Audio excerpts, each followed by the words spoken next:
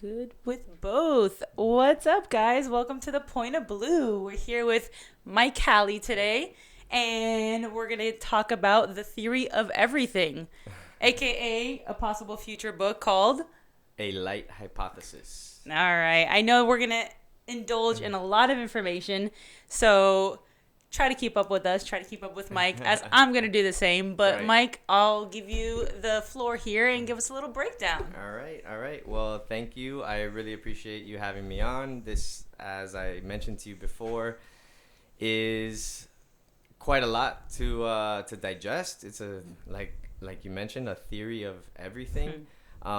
It's something that I've been working on for over 10 years, and it's something just to give you a little bit of background about myself and kind of my mission and things like that.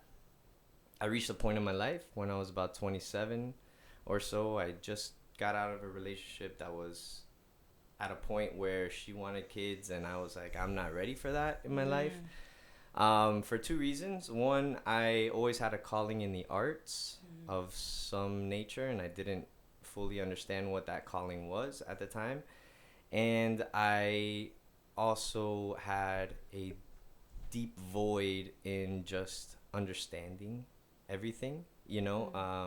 I was brought up in a very traditional Catholic Cuban family.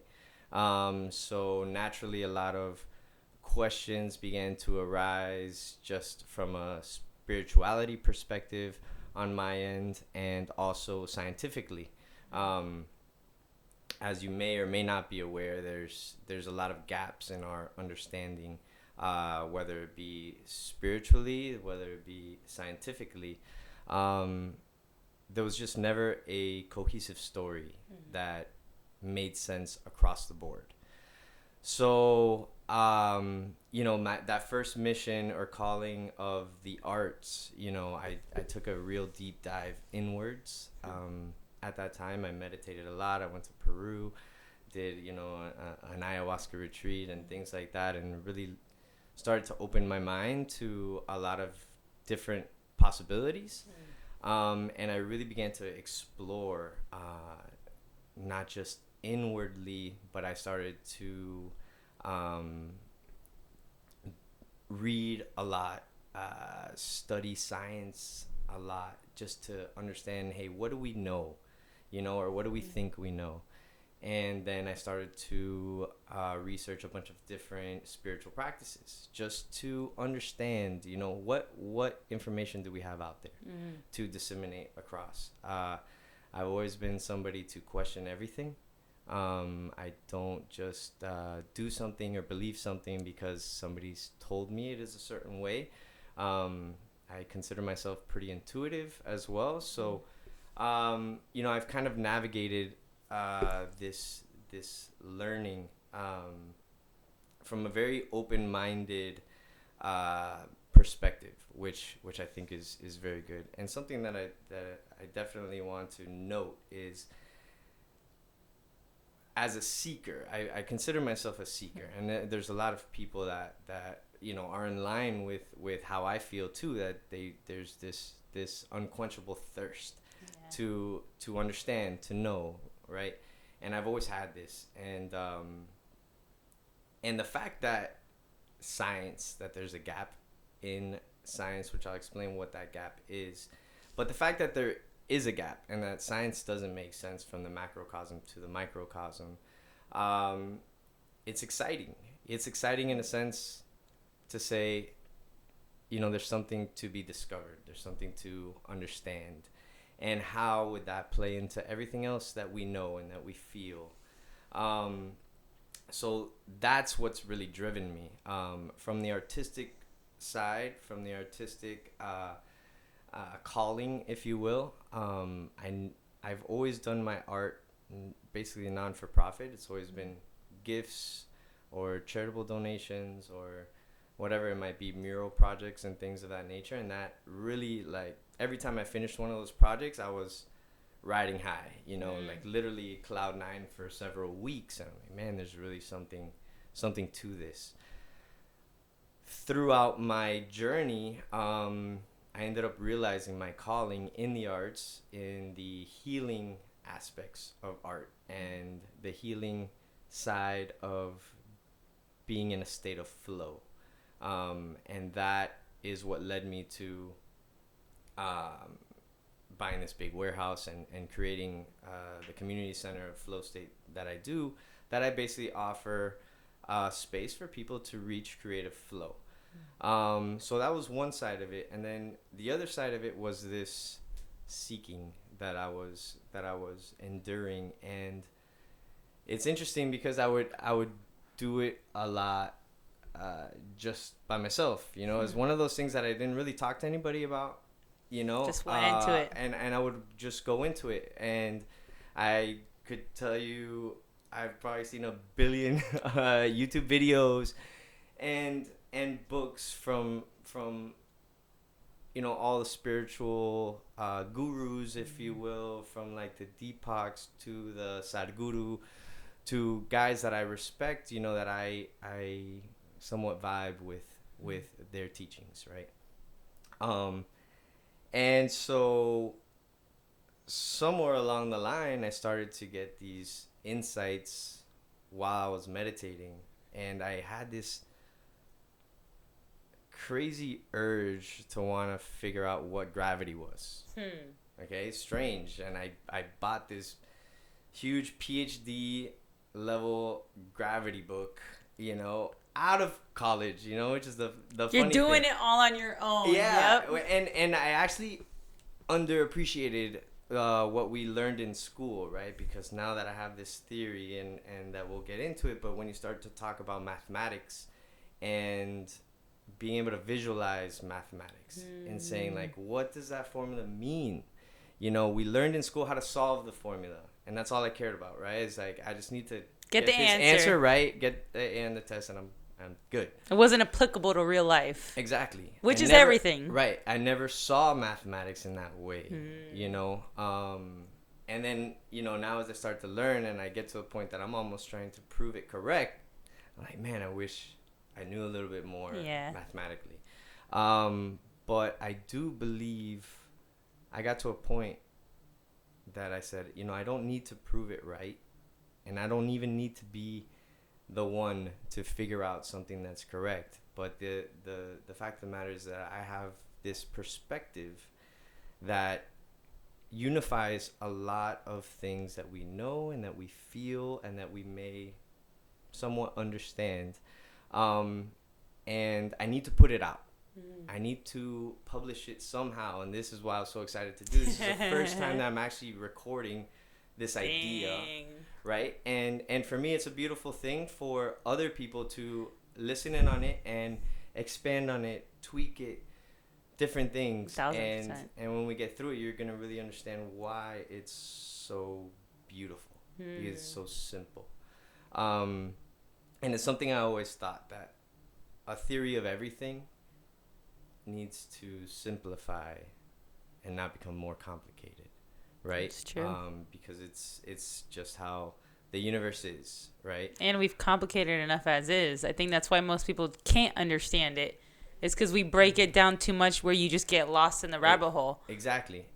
And over time, we have learned more, you know, and with that little bit of extra knowledge, maybe breaking a lot of old traditions and a lot of old thoughts, right? That you thought, hey, this is the way it is, you know, the earth is the center of the universe. And then we realize, oh no, it's the sun is the center of this galaxy, or it's this solar system and there's a galaxy. So there's always been like this progressive understanding as technology has expanded, right? True. And with that expansion of technology, becomes it allows us to explore in either direction, in the macro direction and in the micro direction. And the more we explore, kind of the more questions start coming up. You know, some more questions and some really strange things start to come out in in scientific experiments, basically. And we're saying, well, that's strange. Why is that happening? So now to kind of get into it, so the gap in science that I was speaking about is basically the equations that we utilize to predict the movement of the macrocosm. And the macrocosm is basically planets and what happens on Earth. It initially started with Newton and said he came up with these gravitational equations. Yep. From Earth that said, hey, if I throw this ball at this velocity, at this angle, it's going to go so far. And it's still the mathematics we use today to calculate things on Earth. Well, Einstein came in and began to question certain things, and says he questioned himself as how would the world look if I was traveling at the speed of light? And this question that he asked himself while he was on a train led him to this mathematical discovery of time and space not being constant. And the only thing that's constant is the speed of light. So the speed of light is constant, but he realized that time and space were malleable. It basically became like this fabric that would bend depending on speed and mass. Okay, that makes sense. So for instance, and these numbers aren't correct, but just so you get the idea, is if I was traveling very close to the speed of light, say I got on a rocket right now and I was going 90% the speed of light, super duper fast for 5 minutes, 5 of my minutes, and I come back to Earth, I'm 5 minutes older, and you would be 50 years older than me. So time dilates with supersonic speeds. That right? makes sense. It also dilates with very heavy gravity, if you will. Like for a black hole or something of that nature. So if I went very near a black hole for 5 minutes, same time dilation would occur. I come back and you're 50 years older, and I'm only 5 minutes older. So he discovered that through his theories, and the mathematics works out perfectly. It's very simple. And he was able to predict, the movement of huge objects, basically the cosmos, by his equations. Then they did an experiment called the double slit experiment. I had a feeling you were gonna go to that Okay. one. Yep. Yeah, it's a 'Cause I wanna it's a just- staple. It's a It blows my staple, mind. right? But yeah, break it down for them. This is where science splits, Yep. right? So this double slit experiment quickly is if you were to shoot a BB gun at a wall, and I was blocking it by a shield that had 2 slit openings in it. What you'd see on the wall after shooting, thousands of BBs, you would see 2 lines of BBs that were able to get through the hole and go straight at the wall. If you were shooting a wave, say you had a reservoir filled with water, same setup, you had a wall, and you had a shield in front of the wall that had 2 slits. If you were to propagate a wave towards that shield, as soon as that wave hit the 2 slit openings, it would propagate its own waves out of each one of the slits. So if you'd imagine that wave looking like a ripple from throwing a rock in a lake or something, right? You'd have 2 ripples propagating from each one of these openings. So what you would see on the wall would be an interference pattern. And by what I mean by an interference pattern is, since it is waves, anytime you had a crest of the wave meeting the crest of another wave, it would become a bigger crest. If you had a trough meeting the trough of another wave, it would have a deeper trough, right? But if you had a crest meeting a trough at the exact same point, they would cancel out. So if you're looking at these waves as, say, light coming through instead of water, the pattern that you'd see on the wall would be light and dark spots, lines, basically an interference pattern. So essentially, the difference between a particle and a wave is that the particle, the BB gun, would represent two lines on the wall, and the wave would represent an interference pattern. So scientists did this with photons and electrons. They did it shooting electrons, and they shot a bunch at a time at this same experiment setup. And they looked at the wall and they said, "Hey, this wall, it looks like a wave. It's an interference pattern." But they said, "Oh, maybe since we're shooting so many electrons at the same time, they're just bouncing off each other." So they did the experiment again, shooting a single electron at a time. Now, they started noticing that on the receptor, basically the wall, that these individual electrons were deterministic, basically because they were ending up in a spot. But over time, when you started shooting more and more and more, you would see that this wave interference pattern would develop. So this drove scientists crazy. It's basically saying, hey, you're shooting this BB, right? This electron that's a particle, and it's acting like a wave, or it has this probability that it's going to land in a certain spot. And that's where quantum mechanics was born, basically. So it says when you get to the study of the smallest particles, all that mathematics is based on probability. So it's just saying, hey, there is 60% chance that if you shoot this electron, it's going to land somewhere within this zone, right?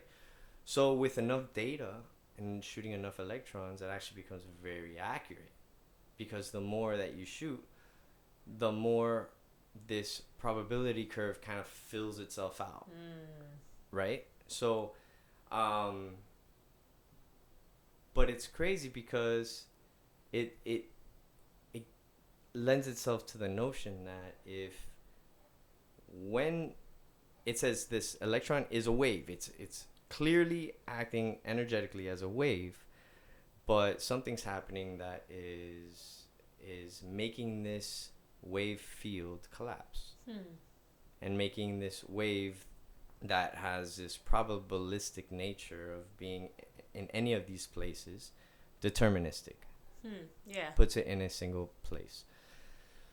So that's where the split in science occurs, right? And philosophically, there's really no explanation as to what's happening.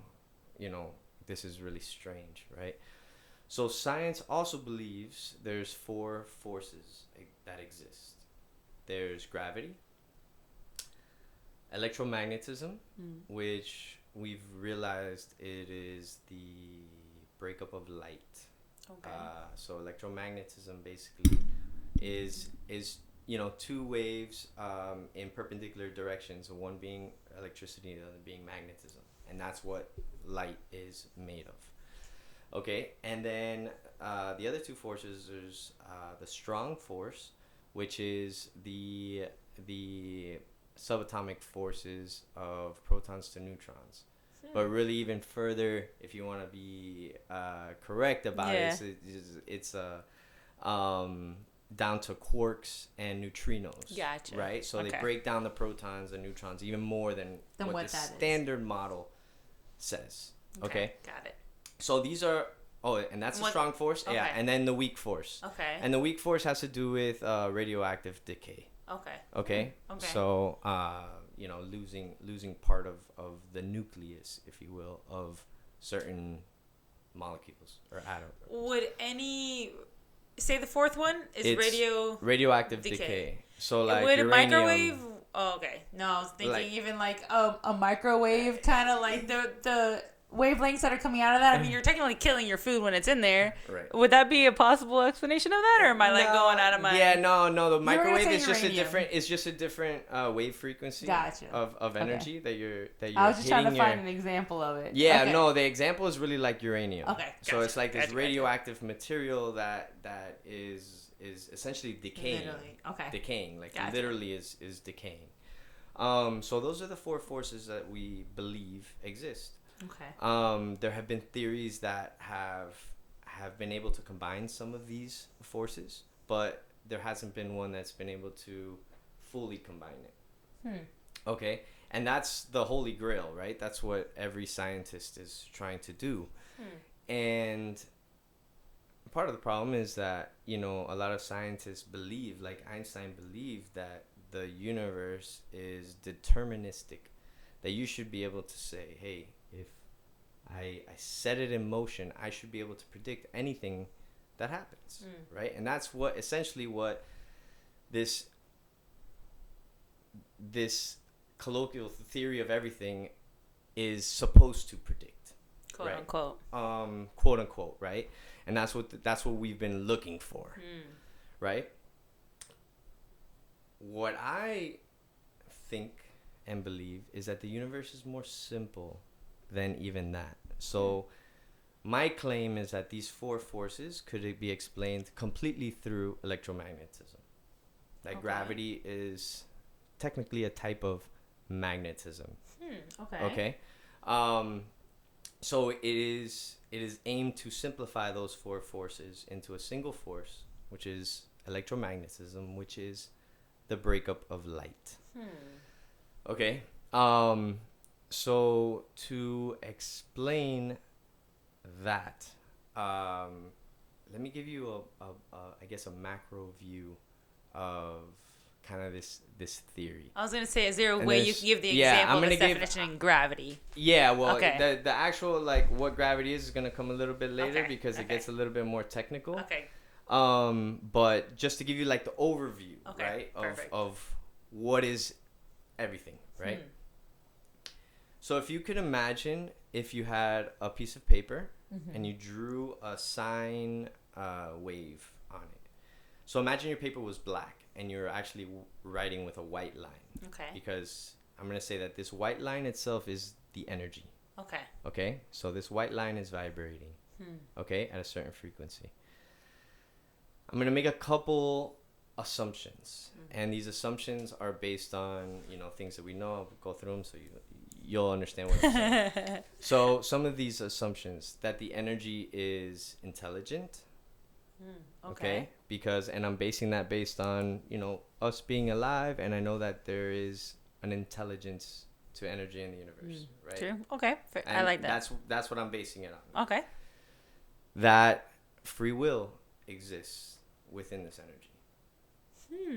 Okay. I believe personally that I have free will. Obviously, there's thinkers that believe that everything is deterministic, and I was gonna make that decision because no matter what, right? It's not what I vibe with, you know. Maybe that's true, but I'm gonna make that assumption that free will exists, and that the energy itself is also aware of itself, etc. Right?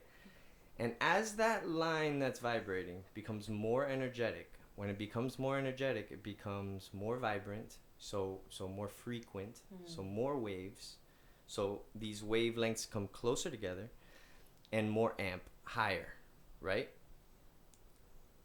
And if you keep increasing the energy, it becomes more intelligent, more loving. So like also there's an emotional aspect, I believe, to energy as well, right? So if you think of intelligence, that's one thing, and there's an emotional side. So it's kind of like this love light intelligence that I believe is this energy that's part of that, right? So if you imagine this wave that we've created, now making it more and more and more and more energetic until it becomes infinitely close together.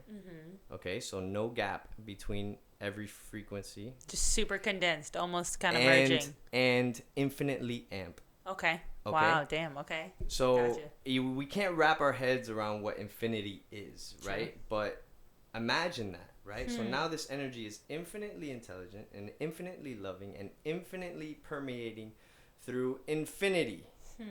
right? It's tough to To literally grasp really it. wrap your head Yeah. around that, right? So Hmm. imagine this pool of what I consider God energy. This is what I believe is God. Hmm. It's full energy. Within this full field of energy, there's an infinite amount of disturbances within this energy. And a disturbance is essentially, so imagine this full energy. Mm-hmm. It decides, because it has free will, exists, Okay. to explode. To explode and work its way back into being full again. So very similar to throwing a rock into a placid lake. You create these ripples, and then over time, it's going to Calms flatten out out again. Now, this is a bit opposite because you're taking full energy, you're exploding it into every wavelength that could possibly exist. Huh. Okay? And letting it play out. Okay. Okay? And letting it play out.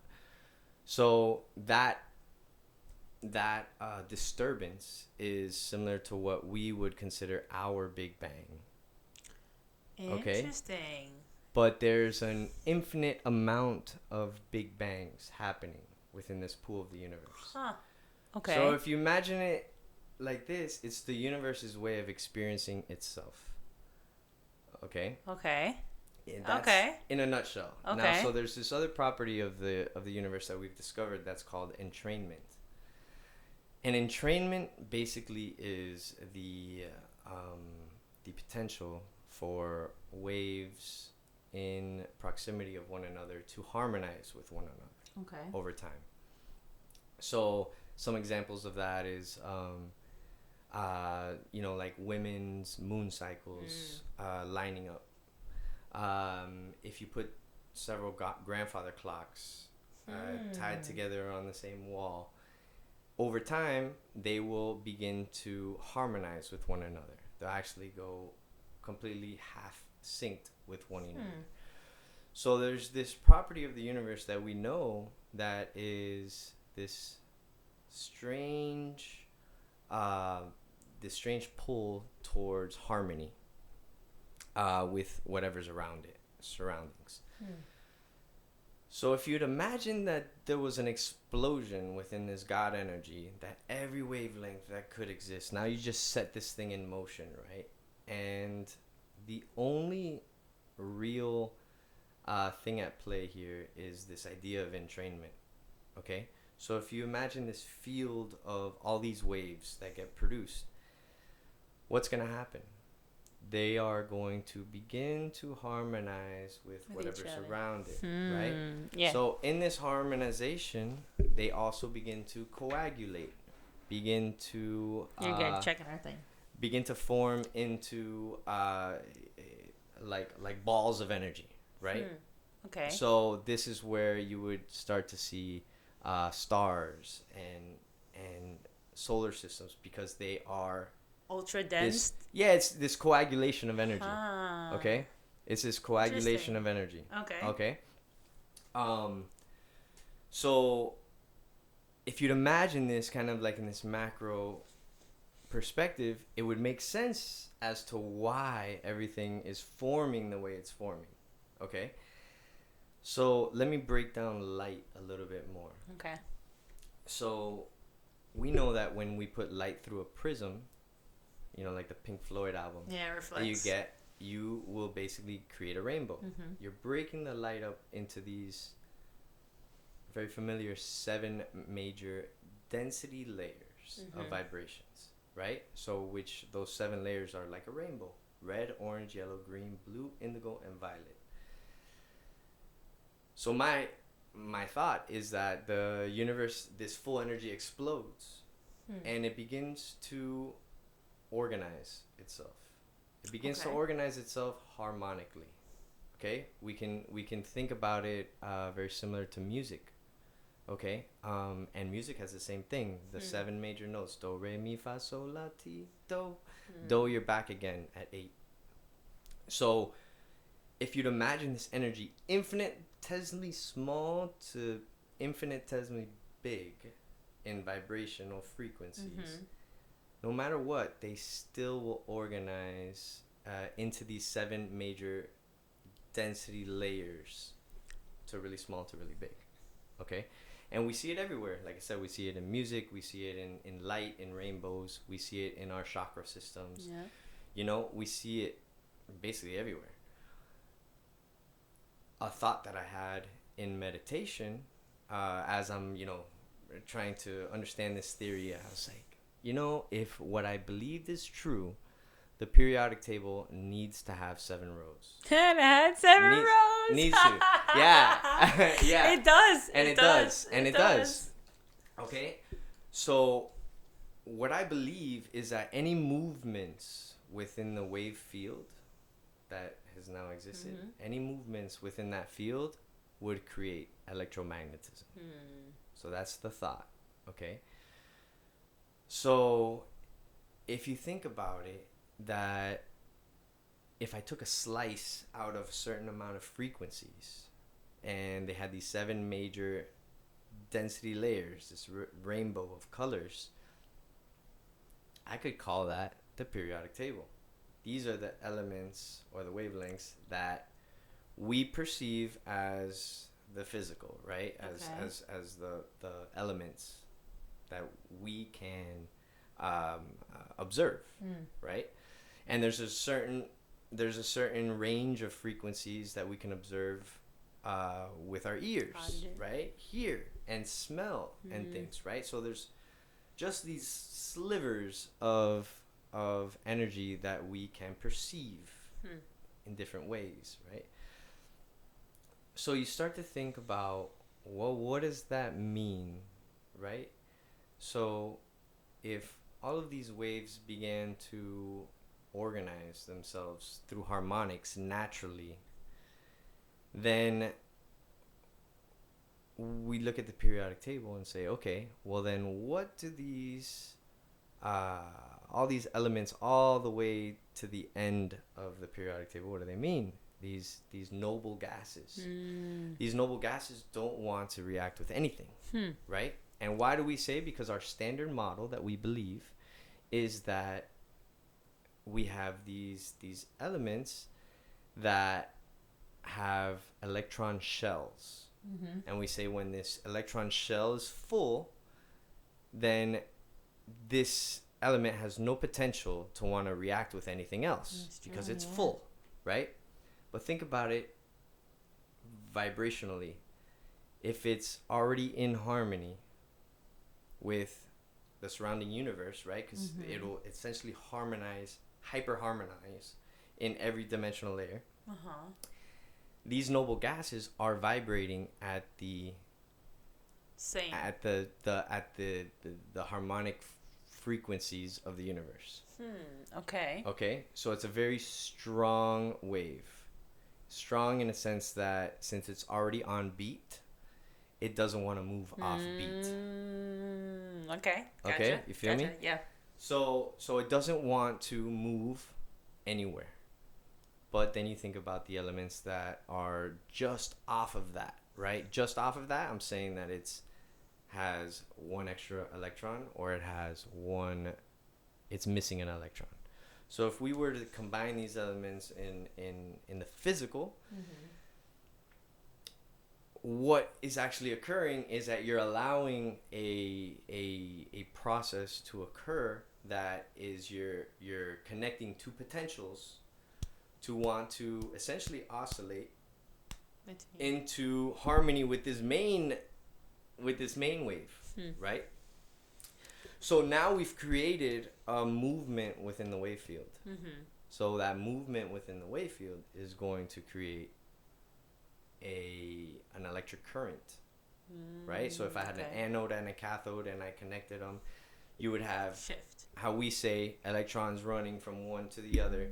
You'd create a current, and within that current, you'd create a magnetic field around that current. But if you think about it in waves and just kind of what would be happening if it was actually these waves, is that they would be basically oscillating and shifting, and that would be what is creating the uh, the appearance of an electron. You know, Gotcha. moving, or it would create electromagnetism. Okay. That's a better way of saying it. So, you know, you'd create this these forces just based on the movement of this field. Okay. So now something very very unique that is really, I've never read it, I've never, you know, seen it anywhere. So it's really a lot of this stuff that I've said, you can get a lot of that stuff maybe from a lot of different texts and Pieces. spiritual Yeah. But pieces to connect, everywhere, it's right? different. Yes. Yeah, pieces, right? And I'm just putting them together. But this is actually an idea that is completely unique, but I think it's really interesting, right? It's a really interesting perspective to explain the rest of the forces. So if you had a battle rope, right, and those are the ones that you work out with.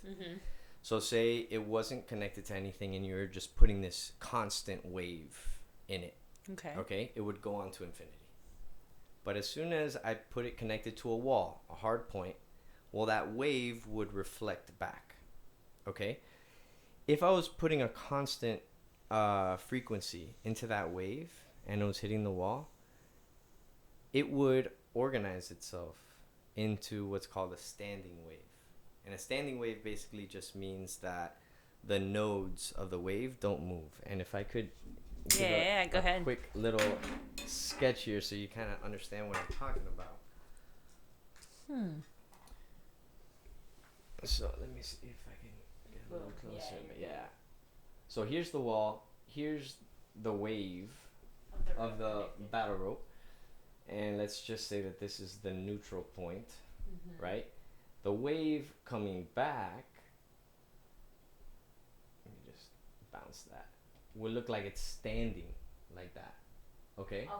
So it would hit this wall and it would bounce back. So as this wave was coming this way, it would have a reflection back onto it. So what happens with these standing waves is that at this point, you basically become, you take this energy and you make it a standing feature, right? And my theory, I guess, is that when we observe anything, so this comes down to the collapse of the wave function into a particle. When we observe this wave, we act as this hard point of the wall. So any of the energy that we're able to observe is because it reflects back. So we're able to reflect it back, and then we create this phenomenon that would appear to us as a holographic representation of the energy that's around it. So how would it physically look? So physically, it would look very similar to our standard model. Okay, and what would happen is it's interesting because if I were to take a cross section of that wave, you know, it would look, you know, like a circle, right? If I cut that in the middle, it would look like a circle. And you would say that this energy, this total energy, let's say that is E, right? To put it another way is that, let's say that this was to collapse and it collapsed at the speed of light, right? Which is C. It's a terrible little C. No, it's good. We But can see it. which is C, the speed of light, that, and this is where I came in and says I wish I understood mathematics better in a sense that and this is going to be an example, right? Because the area of a circle is pi r squared, right? That's the area of a circle. So if you look at energy, and my claim is that depending on the size of this wave, like say I had a bigger wave that was, you know, cut out bigger. This speed of light is always the same. So this would collapse at C, and so would this one. Okay? So it would produce different masses based on the bigger wave taking longer to collapse would be a bigger mass Of than a particle, right? right. 'Cause So it would collapsing, become yeah. so this is the energetic expression Okay. of what is that particle. Gotcha. Okay. Okay. So I know it's kind of tough to see, but long story short, if I were to give you an equation for the mass of this when this collapsed, looking at just as a area of a circle, you would have this total energy E is equal to the mass times the speed of light squared. Okay. Okay, which is Einstein's equation. Okay? Okay. But this phenomenon of a wave being bigger than a wave being smaller, okay, Is based would off create the fabric of time space. Huh. Okay. Because it takes longer for this, even though they collapse at the same speed, it takes longer for this one to collapse than it does for this one. But they happen at the same time. So something's got to give.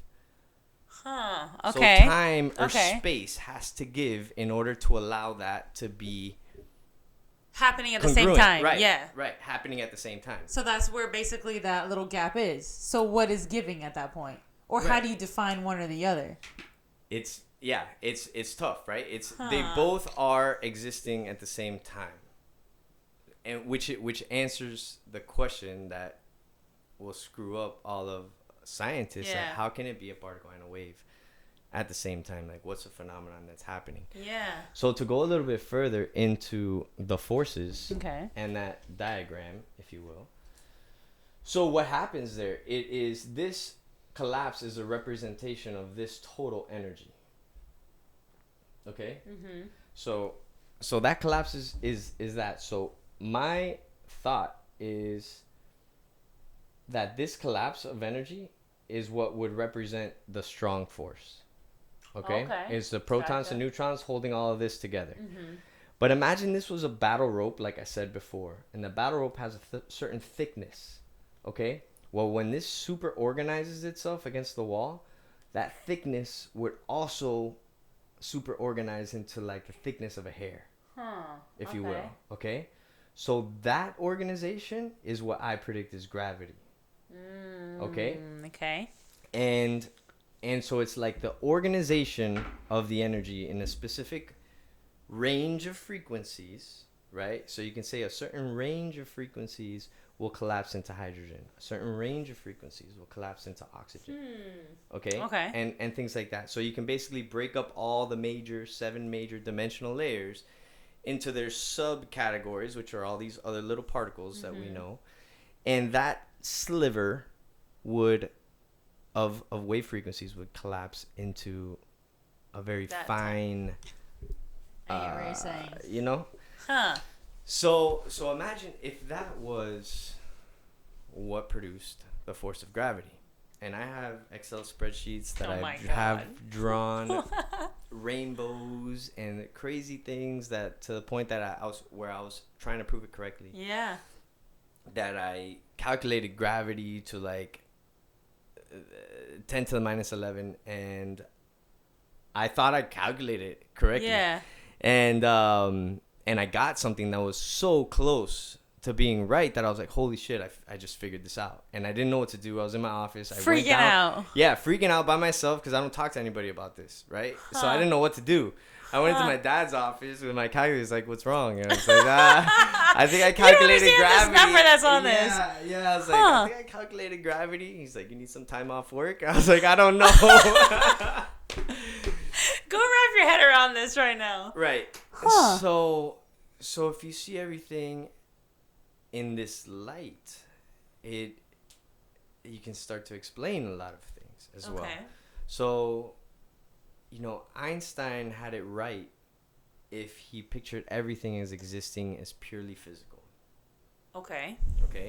So he even imagined this time-space continuum fabric that would bend based on gravity and things like that. But that same geometry could be explained by what I just told you, by these different wavelengths of sizes collapsing at different speeds. Well, it's the same speed at the same time, but there's a bigger distance for it to collapse.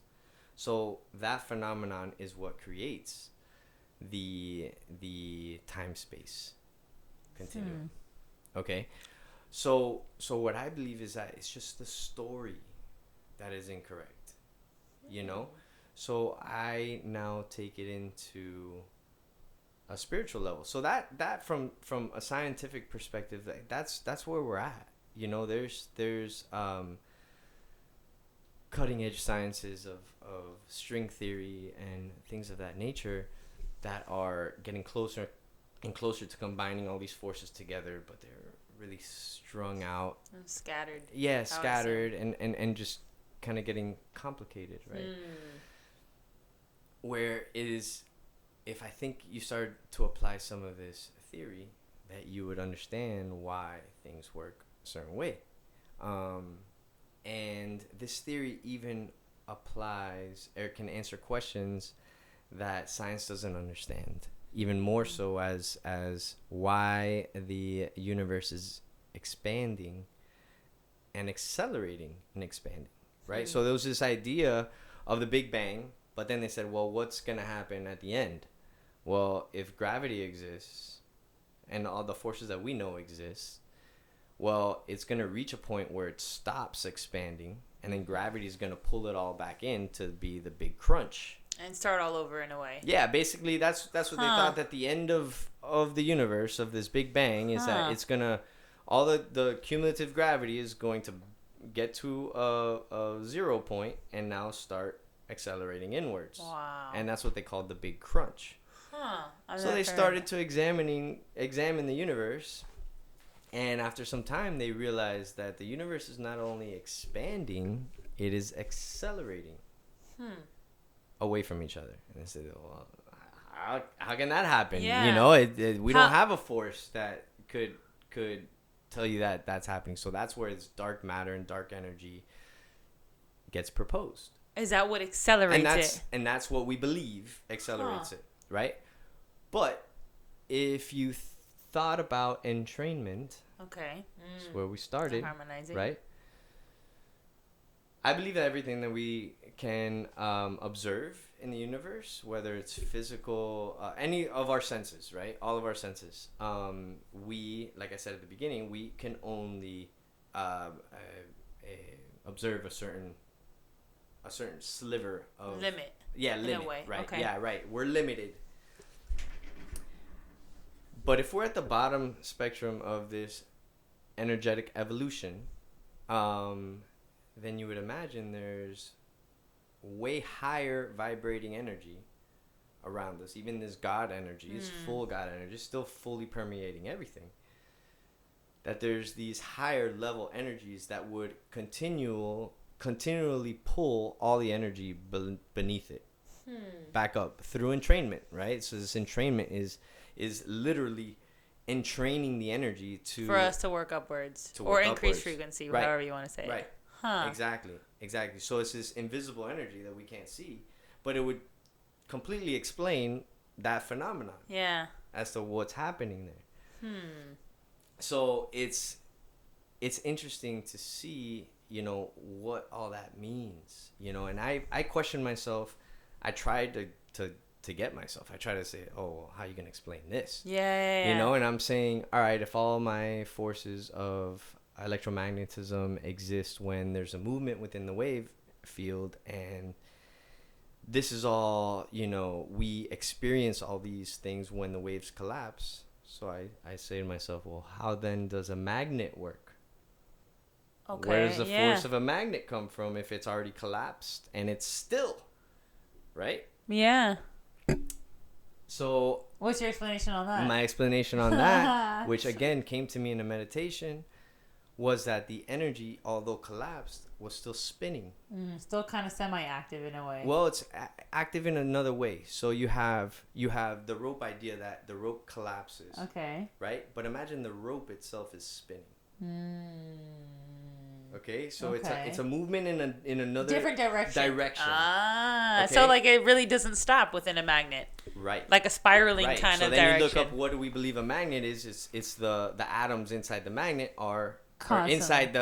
inside that material are spinning. Huh. Okay. So I was like, oh shit, that makes sense. Yeah. Right. And then I think about, so I started looking at the periodic table. I'm saying, all right, how do I make sense of some of this, right? Why would certain materials be conductive? Yeah. You know, metals in the middle Of it. your periodic table, right? Huh. Right down the sliver of the middle, a little more towards the right. Okay. And if you think, why are these materials conductive? They are collapsed, right? Mm-hmm. But there's another potential of this spin capability, right? So like since they're in the middle of like these, say if you're looking at a rainbow and you're looking at the red section of the rainbow, well the metals are within the middle of the red. Okay. Or let's move up to orange. Okay? And the reason I'll say this is that in the middle of orange, you have a certain pull for spin now from the red border and from the yellow border. Between them. Okay? So you have a certain spin potential from one side or the other. But if I'm chilling in the middle of orange, I can basically freely spin. Yeah, fluctuate to either side. Fluctuate. Yeah, I'm like balanced, right? I can spin freely because I'm not getting pulled too much to one side or the other. Okay? So in having this ability to spin and provide this potential of energy, that's why when I connect an anode and a cathode to a copper wire, this copper allows for spin. Well, what happens when it spins? It generates heat. I believe that heat is still the separation of these particles that is like the movement. Like friction in a way? Yeah, like friction. Exactly what it is. Yeah. Like creating yeah, heat. like friction. Like right? super intense, super high. Yeah. Rubbing on each other. No, Eruption. any heat, Okay, right? okay. Anything, right? And what we know is thermodynamics Yeah. is essentially that, right? So you start thinking about superconductors, okay? An idea of superconductors. And you start to think, is that, oh, what is a superconductor? Well, what happens when I run these things through the copper, this spin motion creates heat. And this heat dissipates basically resistance in the wire. That wire will get hot. That's why you can only do it a certain distance in a wire before it gets too hot, or you need a thicker wire, etc. Because it will dissipate that electric energy through heat in the wire. Gotcha. Well, in superconductivity, you freeze or you super cool whatever metal elements to a certain point where it essentially is frictionless. So it can keep going, technically. So it can keep going.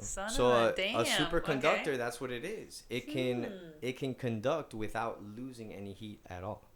Wow. So if you're able to freeze something to where you had no movement within the nucleus, if you will, and you just had this well-oiled machine that could spin freely, Non-stop.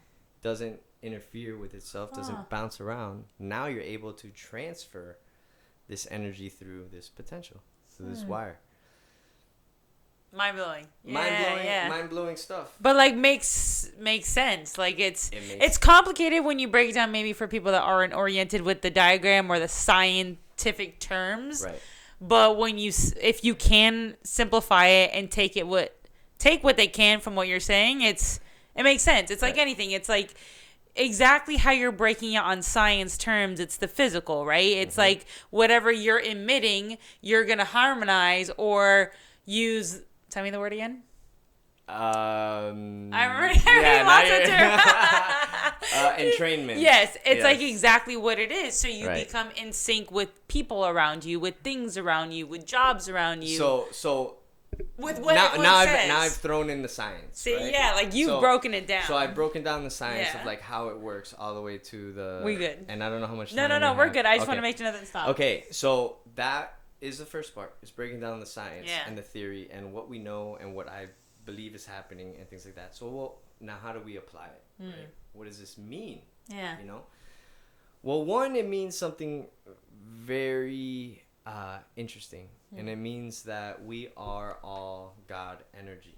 We are all coming from the same source of energy, and that if we are this God energy, we are also creative. You know, we are creators.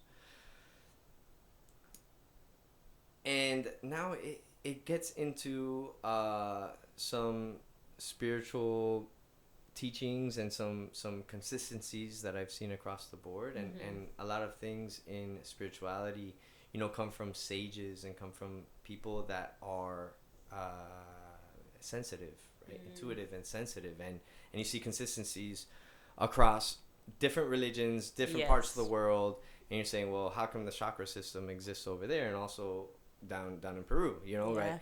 How did that happen? So you would tend to say, all right, well, there's something there because it's consistent across different regions and different thoughts, right?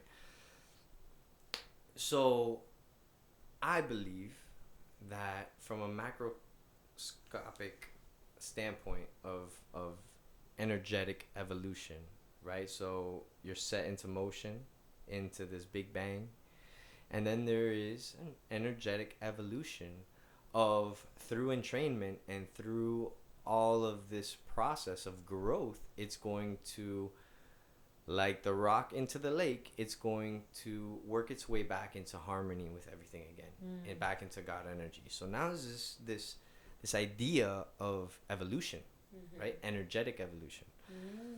Okay. And if we start at the physical level, so there are a lot of spiritual teachings that would tell you, like within the chakra system, like we're living within the third density and below, right? And then the fourth, fifth, sixth, seventh densities are spiritual realms, etc.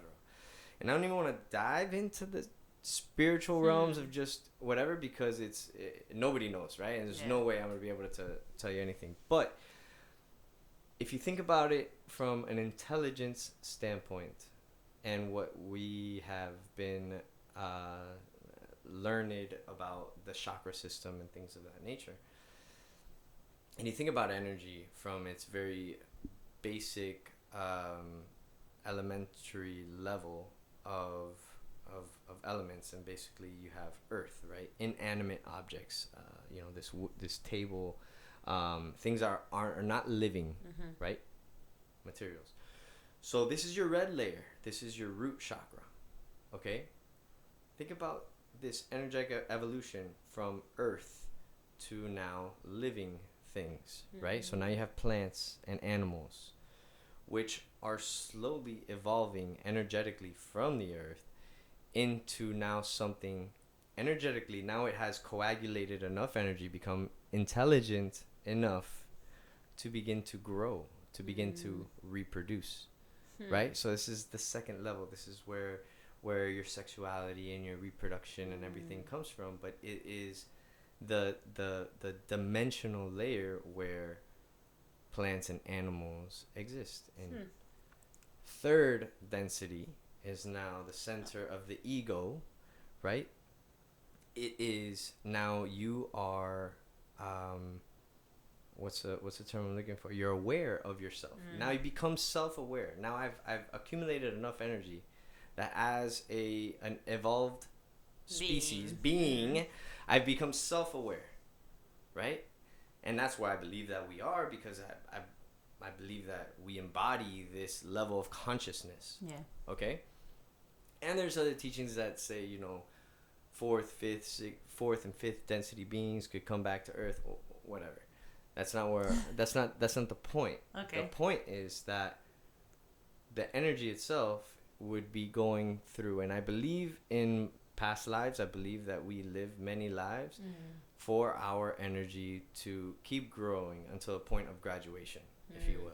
Which right? would be technically what, in your theory, what do you think that point of graduation would be? Well, I think that point of graduation is then graduating energetically to the fourth dimension or fourth density or to the fifth density, etc., until you are back at oneness again, right? Man, there was something that came to my mind. I'm trying to remember what it was. No, you're good. It'll come back. Yeah, exactly.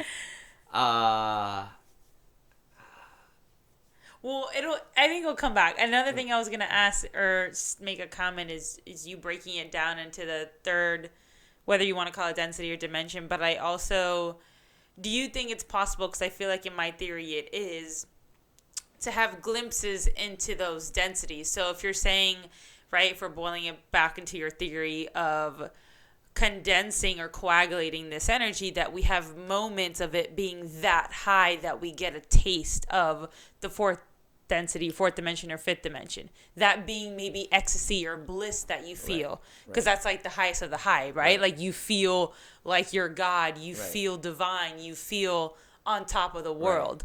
So I feel like there are parts where ultimately, that's when you're there all the time, is that graduation level. But I feel like we also get licks and tastes of that within this journey. It's about, okay, that exists. Like, it's hard for us to access it 24/7 because we're kind of stuck in this 3D realm, but that we have those, for sure. those and abilities. what's cool is that's what the beauty of this idea of being in a flow state is, right? And I remember what I was gonna say. Good. Right? Go. Yeah, Let her roll. So energetically, now us as creators, right? Now we have the ability to change our surroundings. And I believe everything exists as energy, right? So even a thought, an intention, anything exists, is changing the fabric of the energy that's vibrating around you, right? Agreed. And now you have this idea of entrainment. So my thoughts are affecting you and etc. Everything is affecting each other. Think about this idea now of karma, right? Okay. So us as creators now, we can change everything around us, okay? And I believe that there's no right and wrong or anything like that. That there's only two things that could happen with anything that you do. You could either create more harmony within the waves of energy that exists around you, or you can create more distortion within those waves that are around you. There was a Japanese scientist that did an experiment with water, looking at water molecules that he was saying, I love you, I love you, I love you, and other ones that he's saying, I hate you, I hate you. Well, the ones that were elevated emotions became hyper organized. Yep. They look like Beautiful crystals. Beautiful crystals. And the ones with this negative energy are all distorted. Okay?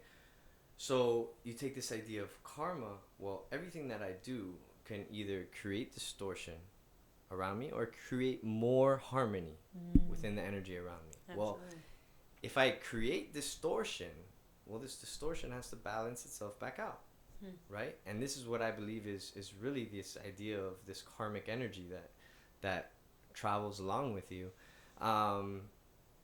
because it's something that you have to balance. Okay, and this is a journey within every single one of our individual growths, but as a universe, collectively, it needs to balance out. And you start to think about these phenomenons. Now you go into religion, right? I was brought up Catholic, and it was never grandiose enough for me because it never went beyond Jerusalem and. Really, there's no explanation for you just don't know everything else. It's just stories. Yeah. It's just stories, it's hard right? to wrap your head around. It's stories, and it's beautiful, But if you think about it, and it's beautiful for families and kids. I'm not knocking it. It gives you something very tangible and easy to follow and understand. It teaches you morals. It teaches you great things. Very right? true. So I'm not against it, and again, spiritually, I think it was a Dalai Lama. I don't know who said it, but he was like, whatever works for you is the best one. Absolutely. Right? And I agree with that wholeheartedly. But let's look at the phenomenon that happens within, let's say, Catholicism or Christianity, things that are so powerful about it, right? You look at all these teachings and you say, well, what is, what is happening here at the core that is so amazing, right? And the staple of Christianity is faith. Yeah. Faith in Jesus. But forget Jesus. It's faith. So you look at what faith is. What is faith? Faith is an unwavering belief in something. So if you think about your thoughts as an energetic pattern that is getting created, an unwavering belief is a very strong pattern. As soon as you doubt, it breaks it. That energetic pattern is now broken. Yeah. So now let's think about entrainment, right? So if you are creating this very strong energetic pattern, it has much more tendency to pull the universe into harmonizing with it. Whatever it is, Whatever good it or is, bad, good quote or unquote. bad, good or bad, Yeah. good or bad. And so if you think about the intention, the thought as the vibration itself, this vibrational pattern that I'm creating, well, that pattern, even though it's still the same pattern, could be more coherent or not. Okay? And where I believe this coherency comes in is in this emotional side, this elevated emotion, right? So I believe that the intention creates the pattern, right? But the emotion creates the gravity, okay? The gravity of this vibrating wave from a rope to a hair, okay? So it's the same phenomenon, okay? It's the same exact phenomenon, but it's happening at a metaphysical level, right? So if you are able to match an elevated emotion with your intentions, this is the power of the manifestation, right? This is what everyone's talking about. Everyone's talking about, right? But why? Yeah. Why does it work? And how can you make it better? How can you take the power in it? Yeah, in a how way. can you take the power, right? How can you take the power? And it's beautiful because it fits within this whole idea, this whole theory of what is going on. That you can now use it to harness some like really beautiful manifestations. So if you think about how it works like that, it's super interesting. Then you start thinking about like the chakra system, right? And our interactions with other people and everything. I believe that we do vibrate collectively a certain way. Individually, we each have our collective vibes. Absolutely. Right? But you vibrate a certain way in each one of your dimensional layers, right? So you're this amount of light energy that's split up within your 7 chakras. And you vibrate a certain way within each one of those chakras, okay? And every interaction that you have with another being is coming into harmony or dissonance with that person's energy as well, right? So throughout all these same concepts that I'm saying is that if I'm vibrating in harmony with you on our third eye chakra, perceptively and intelligently, like we vibe, right? But if I don't vibe with you on like my heart chakra, we have some compassion, relationship type issues, if we don't vibe in our throat chakra, we have communication issues, like we just don't communicate that well. But opposite of that is that we could vibe very cohesively, and that could work. So I also believe that happens just in all of our connections. Absolutely. All of our connections. One of the most beautiful things that we have to explore and to grow in is this idea of sex, right? And this most intimate connection that we can have with another person. society gives you a very strict guideline as to, you should be heterosexual and you should get married and have kids, and this is the way, right? Yeah. No, not everybody vibes with that storyline. This is the way it's supposed to be. I lost myself.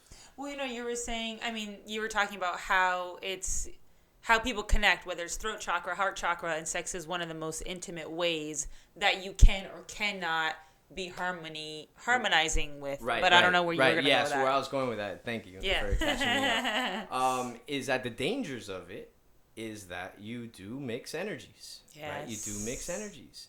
And your energy is always susceptible to this entrainment with the energies around it.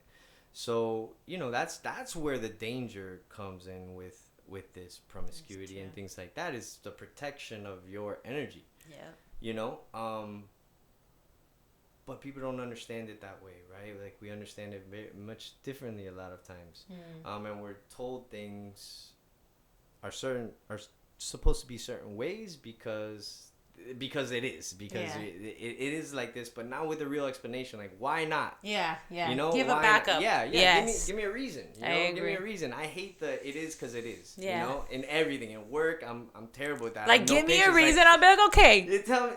I'll abide by you. Give me a logical. Give me a logical reason, and I'll back off. Yeah. Don't say just because. But don't say just because. I agree.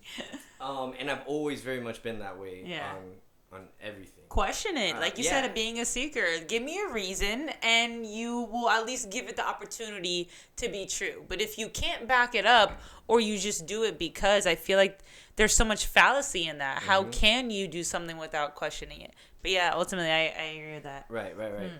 So, I think a lot of our problems, as just a society, is that, we are given very strict rules, and rules that you would say, they're necessary to govern the masses, but it also came from an idea of greed, right? That what I'm doing is worth more than what you're doing. True. And now we need to equalize that, and that's where an economy begins, right? And then that's where all of these things that we are so far down the rabbit hole, now it's too far to go back. Yeah. Right? And there are rules that we need to govern and to run as a society. I understand all of that. Now, is it right? Is it wrong? Nobody can say, right? It is. Yeah. It is. It just is, right? The problem that you have is that since we do create all of these rules, it opens its door for judgments, right? So if you don't fit within this box that they've created for you, you either hate yourself for not being able to fit, or others hate you for not fitting into it, right? So it just creates like all of this mess of negative energy. But kind of to back up a little bit, and to look up a little bit more on like these spiritual beliefs and things, you go into Buddhism, and it goes into the what's the word I'm looking for, the healing from suffering, but it's the moving away from suffering. It's like being able to not suffer. Okay, yeah. There's a specific word for it. I know what you're talking about. And I can't think of it right now, but essentially is the power of the present moment. Is not to, we're so intelligent that we suffer the experiences of our past. I was gonna say, you're breaking these karmic patterns in a way. Well, you're creating now more distortive patterns in your energy because you're worried about things in the past that aren't even something that's happening right now. Currently, right? yeah. And you're worried about something that potentially may happen in the future. That's very true. Right? So this is what we suffer, and this is what, at the end of the day, when you go into like these spiritual teachings, and what is it that you're getting to in meditation? What is it that you're getting to? It's here right now. You're getting rid of all the distortions within your energetic field. Okay, you're vibrating now as efficiently and as beautifully as you can. Well, in this state, this is also the state that you get in that's called this flow state. You know, and this is why I believe in it so strongly, is that you can basically hit yourself with a little reset button energetically. You know, a lot of these diseases and things accumulate within your energetic field because there's these distortive patterns that may continually be fed and things, and they're blockages, right? They're blockages within your energetic field. So like the best way to continually keep balancing yourself out is to find yourself into this state of flow. It's this beautiful, like, healing energetic state. And just to kind of give more examples of how things work and why things work, you know, like sound healing, for instance, right? Well, I have bowls that are tuned to all of our chakra centers. I have gongs and things of that nature. So what do I believe is happening? And well, I hit the gongs at the beginning of the meditation to excite the energy, right? So say you got your energy's vibrating, you got certain blockages here and there. I blast it, right? This energy kind of like becomes erratic, and then I create an energetic field, say in the node of F, the heart chakra, and I create a field of this vibrating energy, vibrating in F, right? Well, you vibrate in F in your heart chakra, but it is ever expanding from not only your physical heart to the emotional states that are connected to the heart, right? Love and compassion and things of that nature. But they're the same energetic frequency, but that's not one of them. They're harmonizing, but they're in different frequencies. So it's like me hitting the C at the top of the piano versus the C at the bottom. But it's still harmonizing. But all different those tunes. C's fit in that. Are within that heart chakra, right? So when you're doing healing of certain of these chakra centers by sound healing, what I create is this energetic field, right? I'm not healing you. What I'm creating is a field that allows you, through entrainment, to heal yourself quicker. Yeah. Right? So I'm basically providing this field for you to be able to latch onto it, if you will, and help you to act as a catalyst for you to create this change within your energetic field. Kind of come back to homeostasis within. Exactly. And that's the same way that these crystals work. Yeah. Right? Same thing. These crystals are vibrating at a specific frequency. And that's why they work to help you keep your energies balanced in certain ways. Same as aromatherapy. Yeah. Well, all of these smells, again, fit within their proper density of these 7 major densities. So you begin to see like these consistencies between spiritual phenomenon and now even the physical. You know, and you're tying this whole thing in together, and you say, holy shit, this all makes sense. And holy shit, this doesn't even negate any spiritual beliefs. Yeah, it ties into it's a piece to the puzzle. It's a piece to the puzzle. Yeah. It's just one piece. Yeah. So like to be fixated on one piece, you're gonna miss the whole picture. Exactly. That's so true. And it's beautiful because like the more just goes back to like quantum mechanics and this probability of a particle being in a certain spot at a certain time. Well, if I overloaded it with data, then I would have a very accurate prediction. I could predict accurately where all these things are going to go because I'm going to have 100% of, you know, my predictions being met. If I only had one, well, I don't know if it's going to be to the right or to the left. But if I had 10 billion, I'm going to have them everywhere, right? So I'm going to be able to make very accurate predictions. And those type of ideas lend themselves to beautiful thoughts across everything, right? From across physically to across just group group power, if you will. So like, say I had a thing of jelly beans, a big bowl of jelly beans, and I asked you to guess how many jelly beans were in there. You may be way off. You might be close, but most likely you're gonna be off. But if I asked 5,000 people how many jelly beans are in there, the average it's gonna be similar. Answer is gonna be very close, if not to the gnat's ass of how many jelly beans you have in there. So there's something very beautiful about group knowledge and like really taking everything that you know and putting it all together. How do you put it all together? And without building any walls. Yeah, don't block anything out. Don't block anything out. Let it all in, you know, and that's a problem that a lot of people have, is that that's their view, you know, and they're set in their ways, and that's it. And a disagreement is an act of war.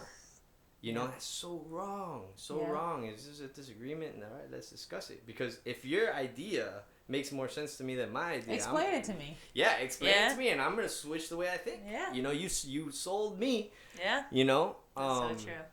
So for me, that's really what's driven me so far into this. And I got to the point, it's interesting enough, like weird thought during COVID, that, you know, you start to hear stories of, you know, even young people dying, you know, like just like that out of nowhere. And I felt myself getting sick. I was like, oh shit, what if I have COVID, right? I said, what if I have COVID? And I said, and what if I, you know, what if this thing hits me and I die? Like, what would I think about my life? Yeah. And on one side, I feel very accomplished, but I feel like super blessed to be in that position, to have already feel like I've gotten to a point that I'm living an accomplished life. But I felt a huge void in not ever putting down my theory on paper or on something that could be recorded, disseminated, you know, studied by someone else to even expand on it, you know? So honestly, for me, this is like a huge blessing that I am able to at least, I mean, there's still so much more depth into this, but it gets to a lot of technicalities. But I've thought about it to like the strongest, to the nth degree, to say, I'm going to prove myself wrong. Like, I want to find where I'm off. And any new idea that comes into my understanding, or, you know, just my realm, is to say, well, how does that work? How would that fit? How would it work, you know? And like I said, it's been this 10-year journey. That I'm super blessed to have at least been able to sprinkle you with it, you know? A little bit. I know there is so much more I want to ask between it all, but I know it's so dense already that we'll definitely have to, like, I want to go into the black holes. I want to go into the equation of gravity and to how you got that numerically as well, but just in how you put it together. I mean, I know I'm a science geek, so I was able to grasp a lot of it, even though there were some parts where I'm like, okay, where's he going with this? Like, all right, get back on, reorient, get back on the train tracks. But summing it and wrapping it and putting it into full circle, it's simple. It's literally simple, and it makes so much sense.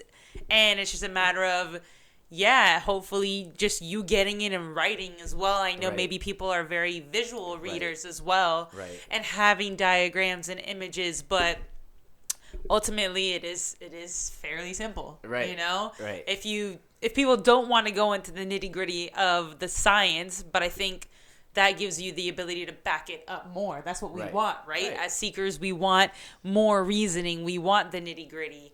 And so it's a blessing to have heard it from you here as well. And I remember, I don't know, a couple years ago, we were all hanging out, and you randomly just went into this gravity thing. And I was like, what in the hell is he talking? Where? I didn't even know you thought these thoughts. I was like, okay, time out. And I was just following everything you were saying. I was like, I want to know more. And I know we never got the chance to talk about it again. I was like, Hey, I don't know what we talked about. I just Right. remember it blew my mind, and I want to know more about it. So it's really a blessing and an honor to have you here to be able to coherently put it together too. And I know for some people it might be a lot, Right. but Right. I definitely would love to go deeper into it and make maybe put layers into it to add. Absolutely. You know? Yeah. Like you said, there's so many levels of expansion into this understanding. From just how does this affect me in everyday life to how does the universe work? What's a black hole? What are these things? And these are questions I ask myself all the time. And I have answers for them. There you go. Have ideas, theories on theories, it. Right? Hypotheses. There you go. So that's it. A light hypothesis. I love it. I'm looking forward to more, and I think another amazing thing about you being the person to explain this is I think your life and everything you're doing for the community. And those of you that don't know, Mike has opened up Flow State, which is in the South Miami area, to create this state of flow for people. But you're the living proof of your theory as well. Like, you are emitting this frequency, you are vibrating at these wavelengths, therefore literally adding that ripple to your community. And even when you said those comments, I know I've seen your murals, or you've gone to Cuba, and I'm sure other places you've done, but you are that frequency of it just compressing and it having no ability to be contained, that it spreads to everything around you. And so I think the most beautiful thing in anybody that has a theory is to apply it and to live it and to be the living example of that. And you are.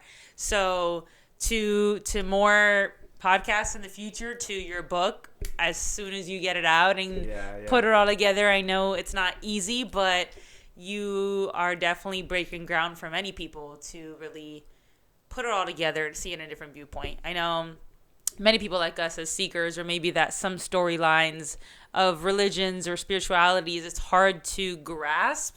But those of us that have the belief in spirituality and science, it's like a perfect cleavage of it.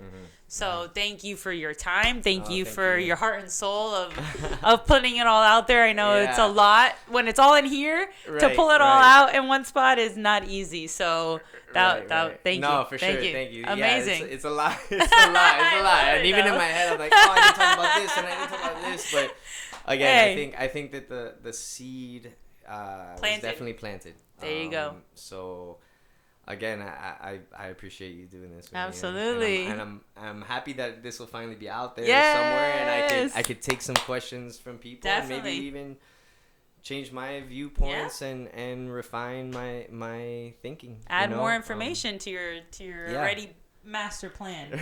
Well, I'll put Instagram for them, right? You want me to put personal or the Flow State one? What do you prefer? I'll put both, yeah. So I'll put both in the link down below. So if any of you have questions or any added theories to add to his existing theory, he will be more than glad to take that. And again, Mike, always a pleasure. So thank you for your time. Thank you. Absolutely. We're peacing out.